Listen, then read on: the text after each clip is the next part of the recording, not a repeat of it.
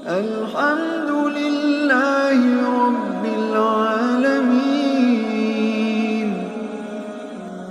আরবিতে হামদুন অর্থ প্রশংসা, আর এর সাথে যখন আল যুক্ত করা হয় তখন হয় আলহামদু, যার অর্থ সব ধরনের প্রশংসা। যত ধরনের প্রশংসা হতে পারে তার একচ্ছত্র অধিপতি হচ্ছেন মহান আল্লাহ তাআলা। অনাদিকাল থেকে শুরু করে অনন্তকাল পর্যন্ত সমস্ত প্রশংসার মালিক একমাত্র তিনি। এই পৃথিবীতে আল্লাহ তাআলার সবচেয়ে বেশি প্রশংসা করেছেন বিশ্বনবী মুহাম্মদ সাল্লাল্লাহু আলাইহি ওয়াসাল্লাম, আবার তিনি নিজেও প্রশংসিত। কুরআনে বর্ণিত নবীজির দুটো নাম, একটি নাম হলো মুহাম্মদ যিনি প্রশংসিত, আরেকটি নাম আহমদ যিনি অধিক প্রশংসা করেন। কিয়ামতের দিন বিশ্বনবী সকল আদম সন্তানদের নেতা হবেন। তার হাতে একটি পতাকা থাকবে, সেই পতাকাটি হবে হামদ বা প্রশংসার পতাকা। এভাবে বিশ্বনবী সাল্লাল্লাহু আলাইহি ওয়াসাল্লাম দুনিয়া ও আখিরাত দুজাহানেই আল্লাহ তাআলার সর্বাধিক প্রশংসার নমুনা স্থাপন করে দেখাবেন। একদিন বিশ্বনবী সাল্লাল্লাহু আলাইহি ওয়াসাল্লাম মসজিদে নববীতে নামাজ পড়ছেন। কিরাত শেষে রুকুতে গেলেন। রুকু থেকে দাঁড়িয়ে পড়লেন সামি আল্লাহু লিমান হামিদা। তখন একজন সাহাবী কর্তৃক উচ্চারিত হলো, রব্বানা লাকাল হামদু হামদান কাসীরান তাইয়িবান মুবারাকান ফি। হে পরওয়ারদিগার, সকল পবিত্রতম অগণিত কল্যাণময় প্রশংসা আপনার জন্য নির্ধারিত। এই বাক্যটি বিশ্বনবী সাল্লাল্লাহু আলাইহি ওয়াসাল্লাম কাউকে শিখিয়ে দেননি। তাই নামাজ শেষে তিনি জিজ্ঞেস করলেন, এই নতুন বাক্যটি কে পড়েছে? কেউ কোনো সাড়া দিল না।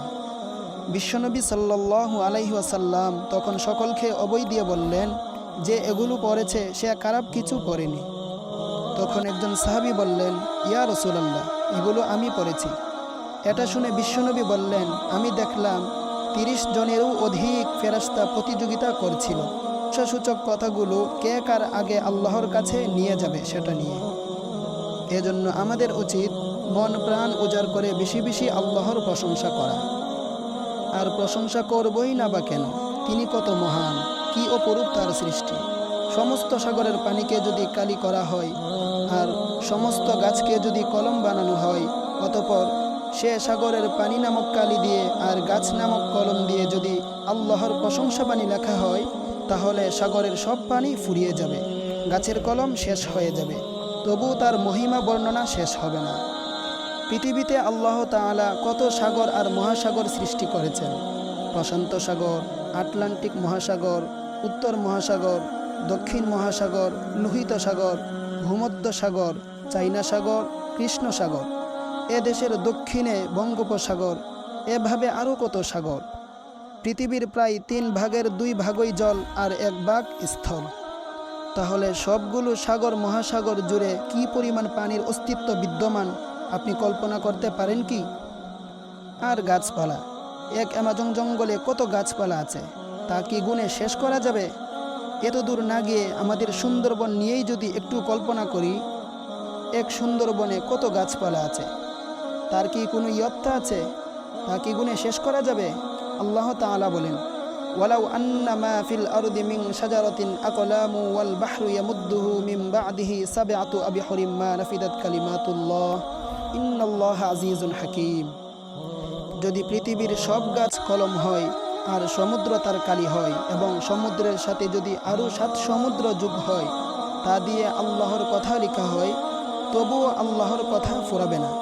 নিশ্চয়ই আল্লাহ তাআলা পরাক্রমশালী, প্রজ্ঞাময়। কি এক অসাধারণ উপমা! আমাদের পুরো জীবনটাই যদি তার শুকরিয়া আদায়ে ব্যয় করে দেই, তবু তার নিয়ামতের ছিটে ফোটারও যথাযথ শুকরিয়া আদায় করা হবে না। সুতরাং সব সময় আল্লাহ তাআলার প্রশংসা করতে হবে, কারণ তিনিই একমাত্র প্রশংসা পাওয়ার যোগ্য। তিনি এমন এক মহান সত্তা, যিনি সৃষ্টিকুলের সব কিছু সৃষ্টি করেছেন জুড়াই জুড়াই। আল্লাহ সুবহানাহু ওয়া তাআলা বলেন, ওয়া মিন কুল্লি শাইইন খলাকনা যাওজাইনি লাআল্লাকুম তাযাক্কারুন। আমি প্রত্যেক বস্তু সৃষ্টি করেছি জুড়াই জুড়াই, যাতে তোমরা উপদেশ গ্রহণ করো।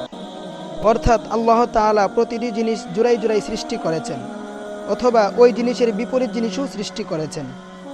যেমন আলো ও আধার, জল ও স্থল, চন্দ্র ও সূর্য, মিষ্ট ও তিক্ত, দিন ও রাত, ভালো ও মন্দ, জীবন ও মৃত্যু, ইমান ও কুফরি, সৌভাগ্য ও দুর্ভাগ্য, জান্নাত ও জাহান্নাম, মানব ও দানব ইত্যাদি। এমনকি জীবের বিপরীত জড় পদার্থও এই জন্য জরুরি যে যাতে দুনিয়ারও জোড়া হয়, অর্থাৎ দুনিয়ার মোকাবেলায় দ্বিতীয় জীবন আখেরাত। আর তিনি নিজেকে রেখেছেন বেজুর। নশ্বর এই মহাবিশ্বে তিনি একাই কেবল অবিনশ্বর। তিনিই প্রথম এবং তিনিই শেষ। আল্লাহ সুবহানাহু তাআলা বলেন, হুয়াল আউয়াল ওয়াল আখির ওয়াল যাহির ওয়াল বাতিন ওয়া হুয়া বিকুল্লি শাইইন আলিম। তিনিই প্রথম ও শেষ এবং প্রকাশ্য ও গোপন, আর তিনিই সকল বিষয়ে সম্যক অবগত।